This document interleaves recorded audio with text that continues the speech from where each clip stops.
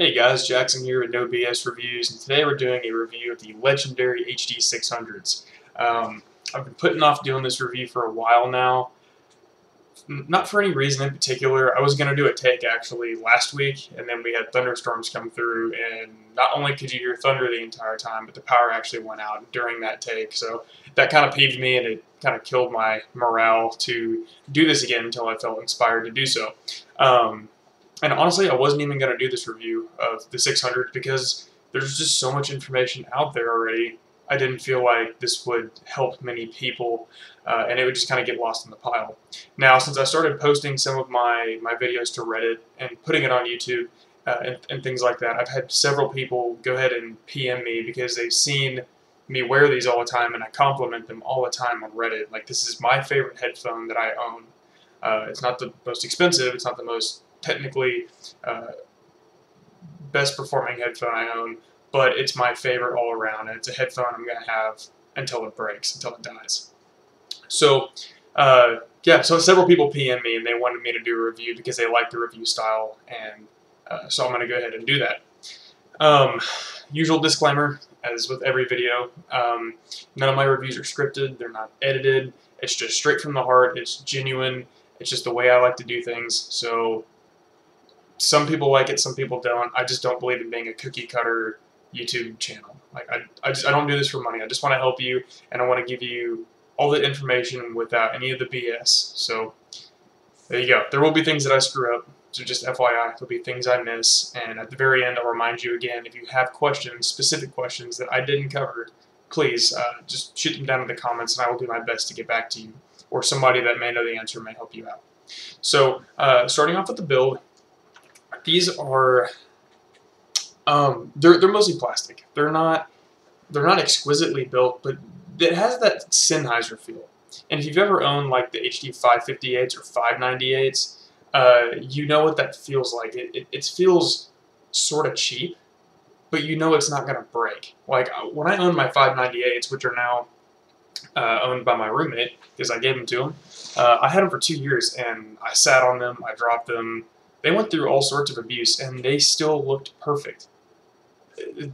For whatever reason, they just don't ever look like they take any sort of abuse. So, kind of keep that in mind. The HD600s they're plastic. The outside here is this granite-looking plastic, which aesthetics are subjective. I like it. I think it looks pretty minimalistic. It looks audiophile. It doesn't scream like, hey, look at me.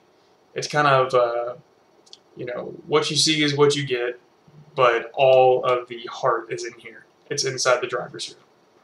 So the cushions aren't memory foam, but they're plenty comfortable, at least for me.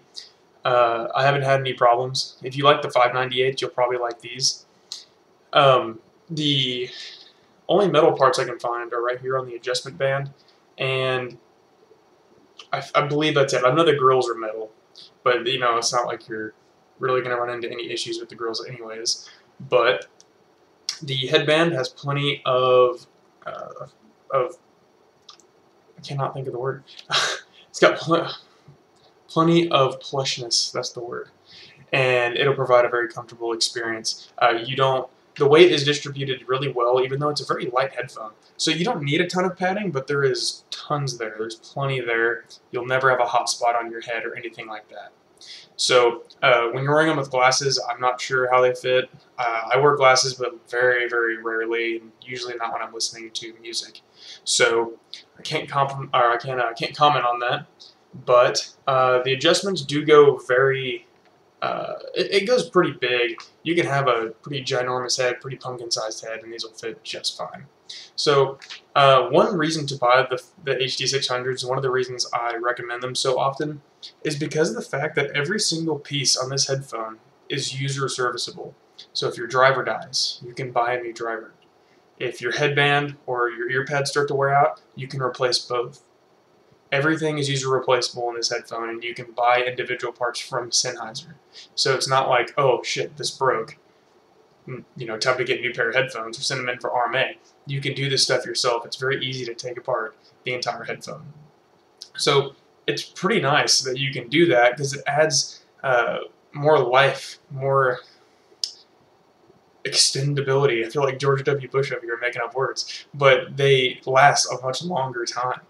And that's a huge selling point, because if you buy headphones from somebody like Hi-Fi Man or my Odysseys over here, if something goes wrong, you've got to send your headphones back.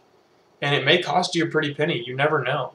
So it's really a very important aspect that people don't talk about as much, and give it as much weight as it deserves. So keep that in mind. If something does go wrong, you can replace anything in these headphones, from cables to ear pads to headband to drivers to grills, I mean everything. So yes, the comfort is good. Like I said, there's a bit of clamp, so mine has eased up over time, but I've never been one for complaining about too much clamp, because I'm a rocker and I listen to metal and I love to headbang. And with my Odysseys, and when I had my HD 800s, if I started headbanging too hard, they would literally want to fly off. And that's not good when you have an investment on your head. You want to make sure they're taken care of, and you don't want to fling them off your head. So clamping force is good. You will know that they're on your head until you get used to them. Like mine are perfect now. I can't even think of a more comfortable pair of headphones I own. So they're lightweight, they have a decent amount of clamp, and it does conform over time to your head, I guess. Like it just kind of breaks in, like a nice pair of shoes or whatever. Just over time, they will get more comfortable. So if you're having discomfort issues at first, give it some time, maybe stretch the headband a little bit, and kind of ease it up. So, but other than that, they're very, very comfortable headphones. And from there, we're going to go ahead and move into sound. And guys, these have the best sound signature ever. Like, if you like neutral sounds, if you like sounds that provide detail without being offensive anywhere, these are the headphones to get. Starting with the bass, the bass is definitely the weakest point, at least for me. It does do a lot of things well, but it doesn't do anything very spectacular with the bass. It's very accurate. Nothing is boosted or anything like that. The sub bass is pretty damn rolled off, unfortunately. I mean, what can you expect? That's like a 40mm dynamic driver and an extremely open pair of headphones. I mean, you can't expect a ton of sub bass. You would need like leather pads and a really, really good seal, and which these don't really provide. These are more of a mid-focused headphone with a little bit of, I wouldn't say there's really any emphasis in the treble, but we'll get there. But the mids are the star of the show here. The bass, sub bass, like I said, rolled off, so don't expect a ton of sub bass. Mid bass it's there. It's not visceral, it's just very accurate. If the track calls for a little bit of oomph, these will give you a little bit of oomph. If there's no oomph to be found, you won't get any oomph. It's whatever the track demands. You will get that. Now, the bass is rather quick. It's not very slow. It can keep up with double bass drums, and it's actually got a pretty decent amount of texture, considering its price bracket right now, which is $285, which is a damn good deal on these, by the way.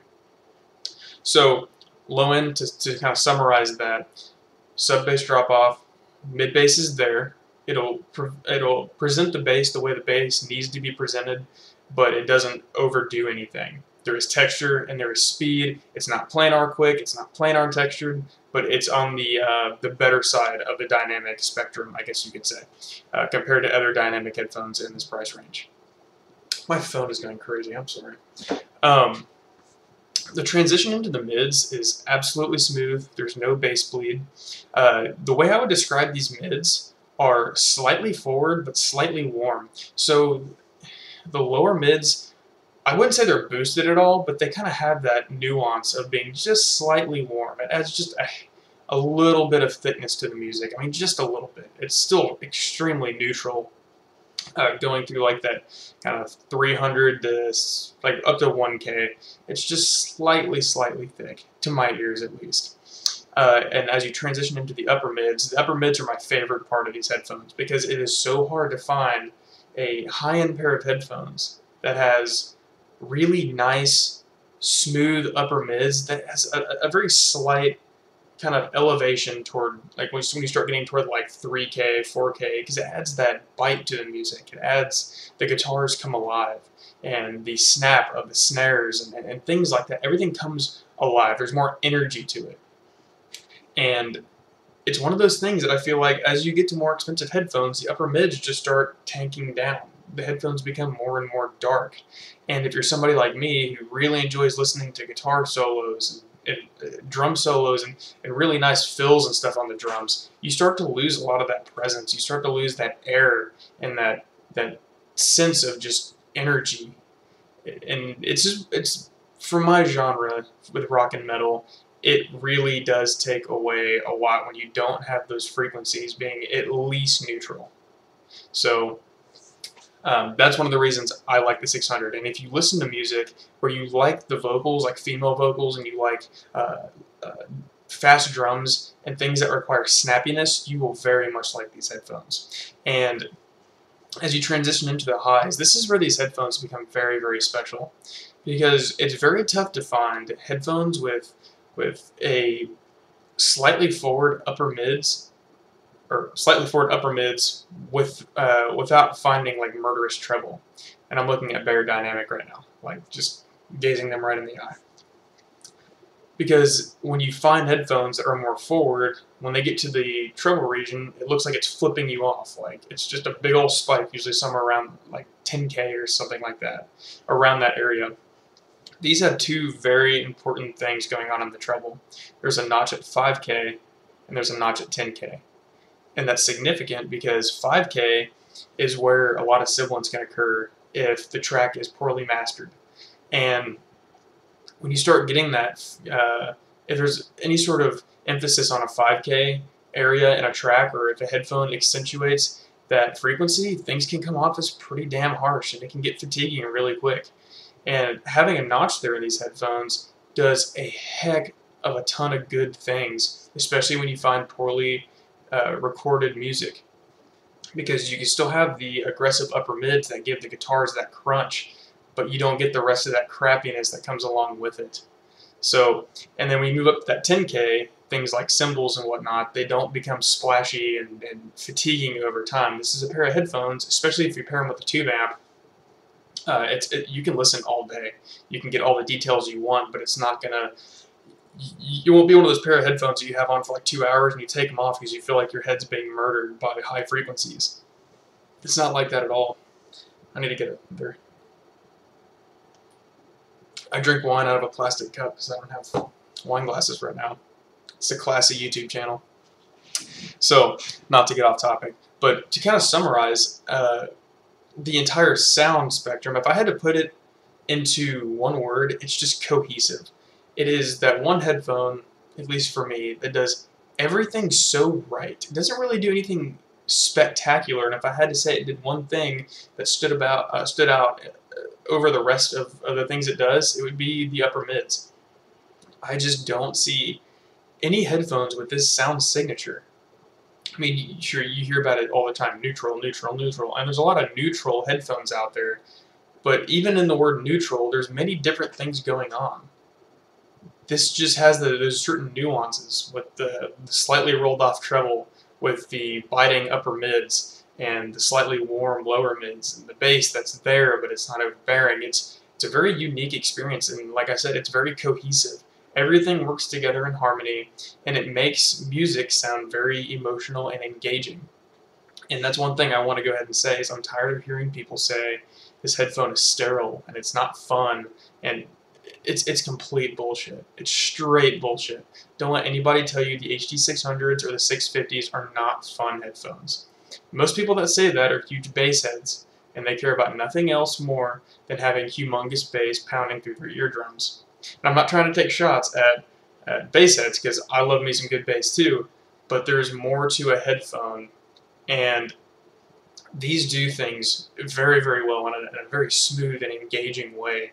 And I mean, I'm telling you, when I owned my 800s, I found myself headbanging a lot more with these, and even with my LCD 2-series, because those are heavy headphones. If I want to sit back and listen to some Iron Maiden or Van Halen or something, I mean, I usually throw on the 600s, because the upper mids just, God, they make everything sound so pure and crisp and just beautiful. So take it from me, if that means anything to you, if you have like $500 to spend on this hobby, I would say get the 600s and get like a shit stack, or get yourself a kind of a starter tube amp like the Little Dot MK2 or MK3 or something like that. With the 600s, I mean, if you do 600s, which are like $285 right now, plus $160 on a Little Dot and like $100 on a Modi, I mean, you're sitting at like around $600, or you could get a cheaper DAC. I mean, this is a great place to start, and this is that headphone that I think if you want to become an audiophile, you have to try these. This is like that product to have with this hobby. I'm trying to think of like a comparison with another hobby of like the product you have to try at some point. If you're an audiophile, you owe it to yourself to try 600 or 650. I mean, there's a reason it's been around for 20 years and hasn't been changed at all. It's a really awesome headphone. So I don't want to forget Soundstage. I went on my usual tangent. It's like 1 a.m. by the way, so I'm a little bit tired. But Soundstage is intimate, but it's not super closed in, but it's also not outward. It's like the most average soundstage you can imagine. Imagine like not big, but not little. It's literally that. That's the only way I can explain it. Not a whole lot of height, not a whole lot of depth. I don't really know how to explain that. The soundstage, it just sounds like it's just right about here.